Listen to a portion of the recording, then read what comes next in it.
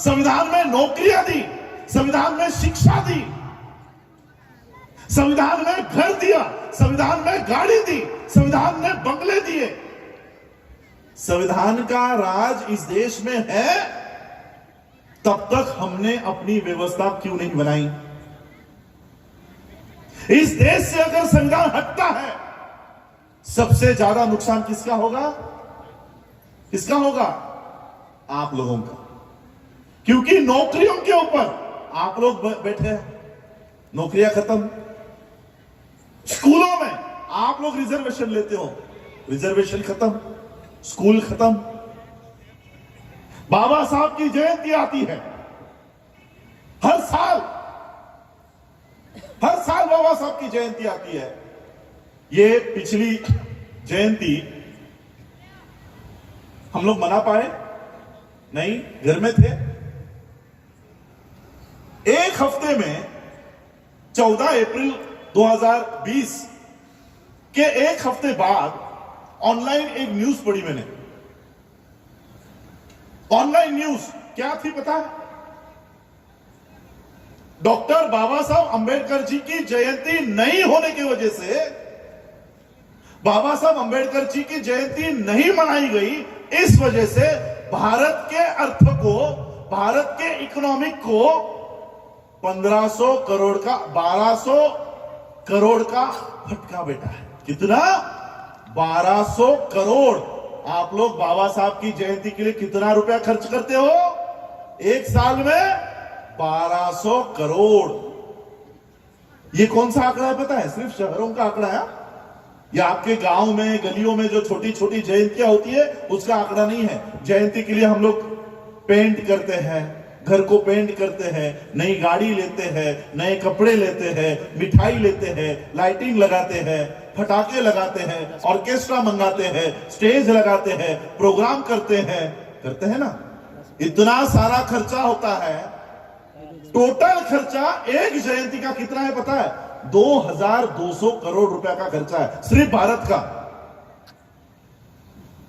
2200 करोड़ की एक जयंती हम एक साल में मनाते हैं।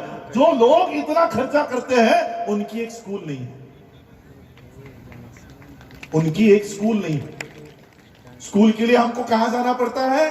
गुरु ब्रह्मा, गुरु विष्णु, गुरु देवो महेश्वरा, इनके दरवाजे में जाना पड़ता है। हमारी स्कूल नहीं।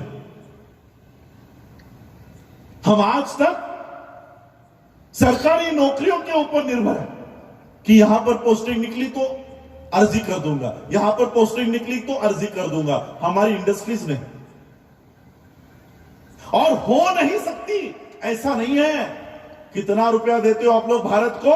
एक दिन में 1200 करोड़ सरकार के आंकड़ों के अनुसार। जो लोग सरकार को एक दिन में 1200 करोड़ रुपए देते हैं, उनकी 10 करोड़ की एक यूनिवर्सिटी नहीं। और ये आप लोग हो, ऐसे भी नहीं कि अडानी अंबानी पैसे दे रहा है, ये आप लोगों के जेब से जा रहे।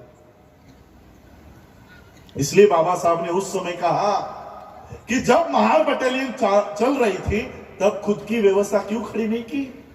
यही सवाल मैं आपको पूछता हूं कि आज जब संविधान इस देश में है, तब हम अपनी खुद की व्यवस्था क्यों खड़ी नहीं करते? क्यों हमको बार बार किसी और के दरवाजे पर जाने की नौबत आती है? स्कूल के लिए, नौकरी के लिए, व्यवसाय के लिए, अस्पताल के लिए। क्या है आपका खुद का कोई अस्पताल इस बसव कल्याण में? कोविड के सिचुएशन में हमारे कितने सारे कार्यकर्ता बेड नहीं मिला इसलिए मर गए। है हमारा खुद का अस्पताल? है खुद का अस्पताल हमारे पास? हमारे बच्चों को स्कूलों में अभी दाखिला देना बंद हो जाएगा। रायन इंटरनेशनल, कैम्ब्रिज, ऑक्सफोर्ड, ऐसे लोगों को अभी मान्यता मिलने वाली। जिन स्कूलों में आपके बच्चे पढ़ रहे हैं, वो सारे जमीनें ये उद्योगपतियों को देने का काम इस देश का प्रधानमंत्री कर रहा है। इस देश में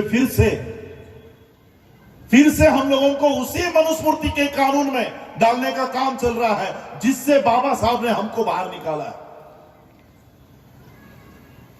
जिससे बाबा साहब ने हम लोगों को बाहर निकाला, फिर से उसी में डालने का काम चल रहा है। फिर से अभी देखो, पेट्रोल इतना महंगा हो गया, 100 रुपए लीटर हो गया। बैठ पाओगे गाड़ियों में? आ गई कि नहीं बैलगाड़ी में? वो भी नहीं है आपके पास। फिर से मनुस्मृति को इस देश में जीवित करने का काम चल रहा है। इस बार 26 जनवरी को मैं दिल्ली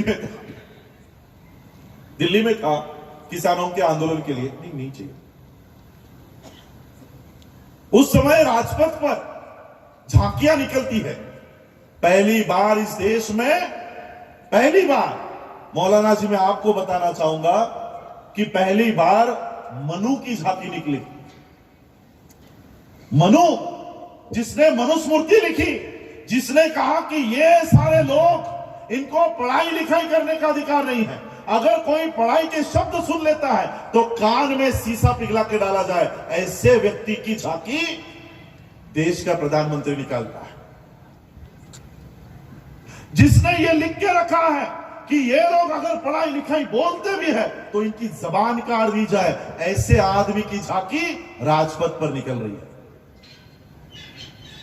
2 साल में किस दिशा में आप लोग जा रहे हो, ये आप लोगों को समझना होगा। और हम लोग क्या बोल रहे हैं? वो सीए का कानून तो मुसलमानों के लिए, हमारा कुछ नहीं है।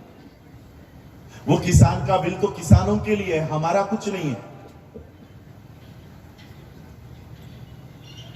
ये इस तरह से आप लोगों को विभाजित कर रहे हैं, आप लोगों को विभाजित कर रहे हैं। सीए का कानून आ जाए तो सिर्फ मुसलमान को आगे आना है, किसान बिल बने तो सिर्फ किसान को आगे आना है।